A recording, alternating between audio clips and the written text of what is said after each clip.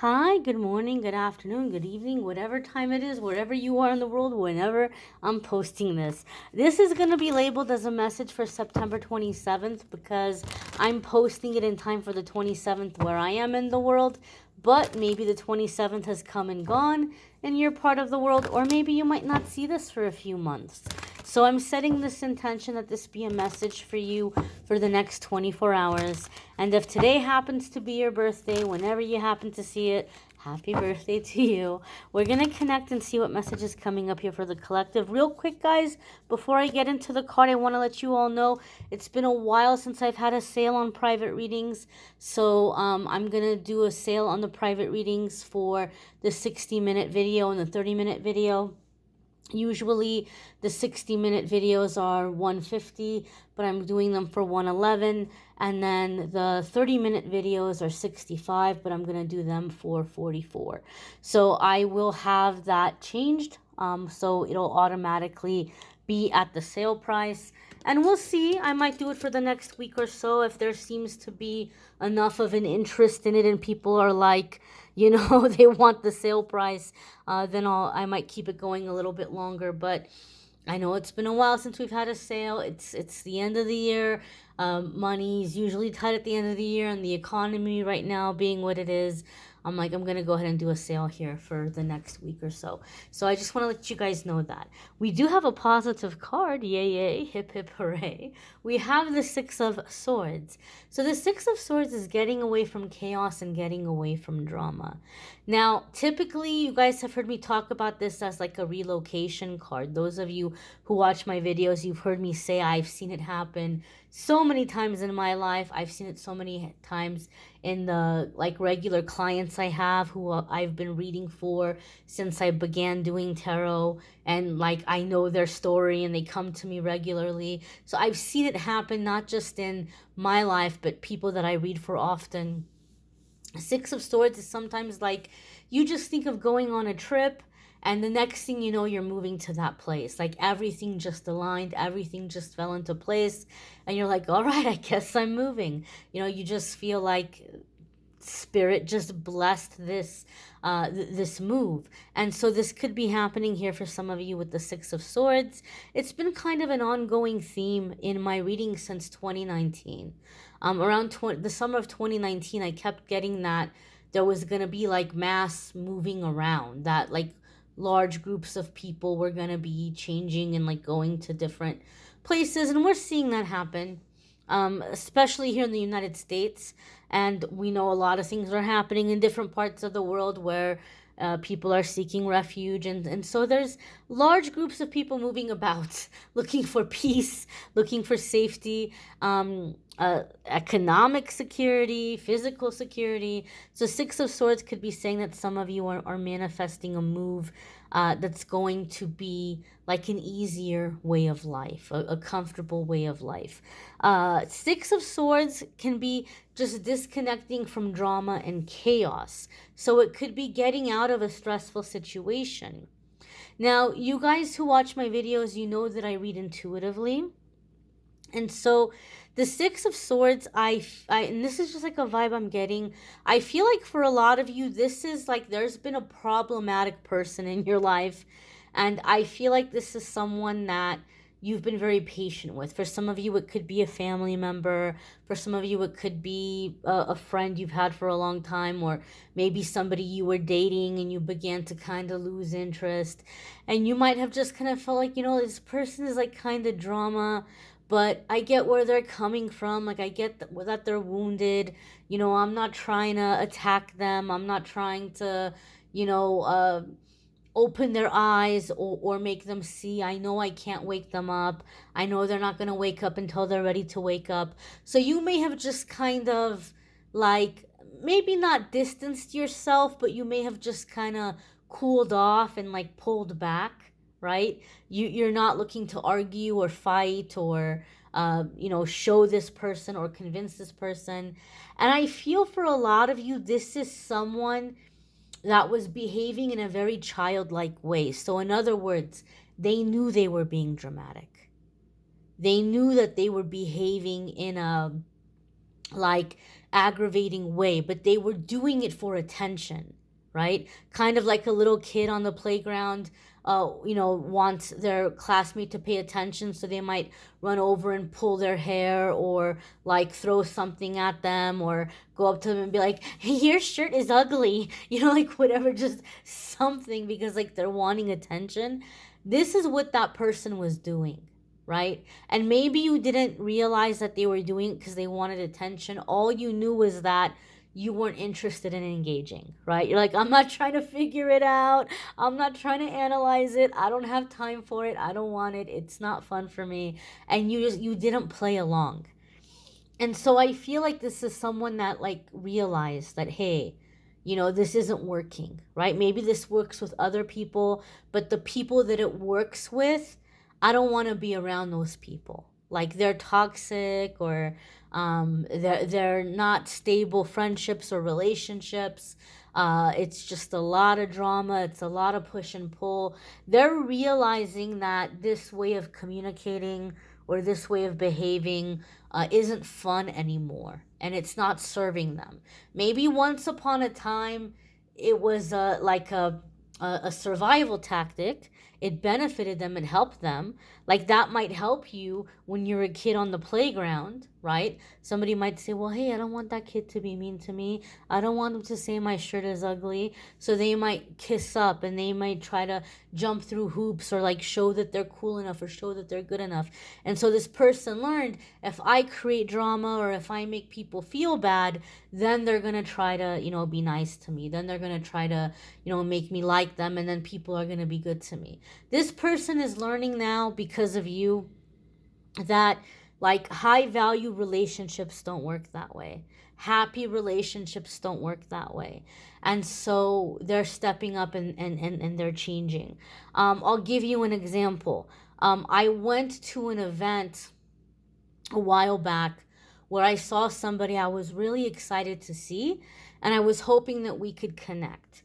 But in the time that we were talking, and like the conversation started progressing, I'm like, how great, like, maybe we can go hang out or something. And like things were going somewhere. Someone came and interjected in the conversation, but they did it in a very passive aggressive way, where they walked between us to go like fill their cup with water, which there was plenty of space. They could have walked around.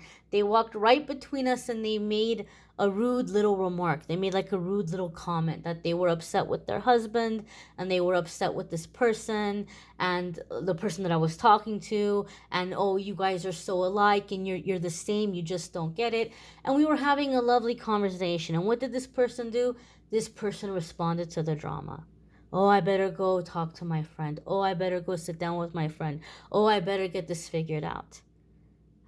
Some people get pulled into that, and some people have very chaotic, very dramatic friendships and relationships as a result, because they're used to that drama. You disconnected. You realized somebody's coming at me with drama. I don't have time for it. And for a lot of you, this is someone, and I'm saying like over the last 4 to 6 months, maybe for some of you, like this is someone who's realizing that if I want to be with someone like you, then I have to change this. I have to change my approach. So I do feel for a lot of you, you're gonna see somebody resurfacing, or wanting to spend time with you, wanting to talk to you, wanting to kind of like, I don't want to say pick up where you left off, because where you left off may have not been so great, but like they might be wanting another chance, and they may be coming at you with a much more respectful, much more mature approach. And I feel like for a lot of you, this person feels like they want to make up for the hurtful or mean things or dramatic things they said or did. Because for a lot of you, I just feel like this person really like saw some buttons, and they're like, I'm going to push this button, and I'm going to push that button. And you didn't respond. You were like, nope, I'm not going to do that. I'm not going to get triggered by this person. I don't have time for this, right? I'm not putting my energy here. And now they're like, okay, all right, I kind of feel bad for the things I said and did, and I just want this person to know I think they're really great, and I want to try to build a, at least a friendship, if not something more. So I feel for a lot of you, this is someone who's matured and who's coming around again, trying to just have a peaceful relationship with you or conversation with you. They may even be wanting to go somewhere to talk. So they may be like wanting to meet up for coffee or grab dinner, or they may want to kind of see if you want to go on a trip with them, or for some of you they might be traveling to see you from a distance, or wanting you to go see them. But there could be something here where it's like a getting together in person, and then there could be plans for a bigger trip, like a bigger trip, or going away together, doing something together. Gosh, man, for some of you, you could even be dealing with someone who is like ready to go elope. I don't know how you feel about that. People have different circumstances and different feelings about situations. But I just feel like this is someone who, gosh, it's making me think. Here are my issues. Here are my triggers or traumas. I remember when I was a little kid, and I'm dating myself here. And the girls just want to have some. Girls just want to have fun. Excuse me. Song had come out by Cyndi Lauper. Okay, and I was like 3 or 4 when I heard that song. But there was a line in the song, and as young as I was, I heard it, and it stuck with me, and it scared me. But there's a line in that song that says, "Some boys take a beautiful girl and hide her away from the rest of the world. I want to be the one to walk in the sun." So I feel like this person, regardless of if you're a boy or a girl, regardless of if they're a boy or a girl, or something else, non-binary or whatever, they may be feeling like they want to just take you somewhere, and it's just you and them. Like they want you to themselves. Not like in a scary way. Not like in the way that my little preschooler brain heard that song. I heard that line and I was like, woo, marriage is bad, marriage is scary. I was like, that's the little belief I made at that time, although I still love that song. Not like in a scary way, not like in a possessive way, but I feel like this is someone that they want your attention. Like they see you as healing, they see you as soothing. They may even feel like you're a really wise person. They want to have deep conversations with you. I do feel a romantic element here, so I do feel like for the majority of you, this is someone who wants romance and like a relationship. How you feel about it is going to vary from person to person. This is a general reading. But I feel like they want your undivided attention, and they want you to themselves, right? So this could even be talk of like moving in together, or getting married. Like they want you all to have your own little world together, not like to the point where they're like, you can't go talk to anybody, or you can't leave the house. Not like that, but they want to be in your personal space, or like, and it's like they want to have a sense of home with you, right? They want to be, they want to have a life with you in the way that, like, there's people who aren't going to be able to access you, right?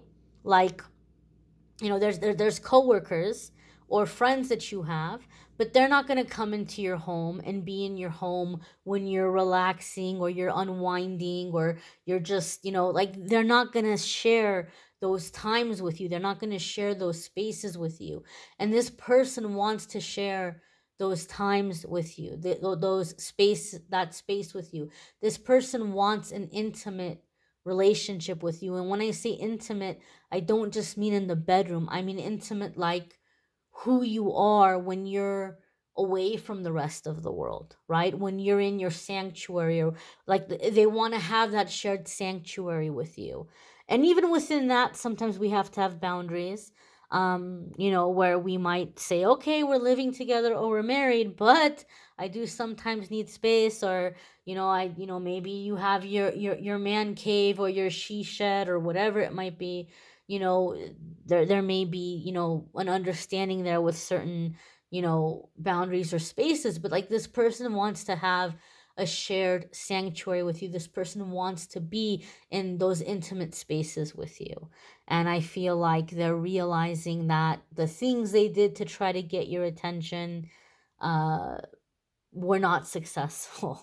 And the people that these tactics are successful with are not people that could create a sense of sanctuary, and they're beginning to realize that. You might want to check out your moon sign, rising sign, sun sign weekly forecasts. Those are all in the description of the video. Love readings for September or linked in the description. I am just barely getting back from traveling and from being on the road. So there's been some bugs with readings going out. I'm going to get on that, make sure that everybody's received their readings. And sale on the 60-minute and 30-minute video readings. Love readings for October will be popping up over the next few days. And if you want to schedule a private reading with me, calendly.com/amethystangelite. Link in the description that will take you to the scheduling page, and the sale prices will automatically be there. You don't have to enter a code or anything. Thanks for watching, guys. I hope you have a fabulous day, and I hope you'll come back and check out tomorrow's message. Bye, my dears.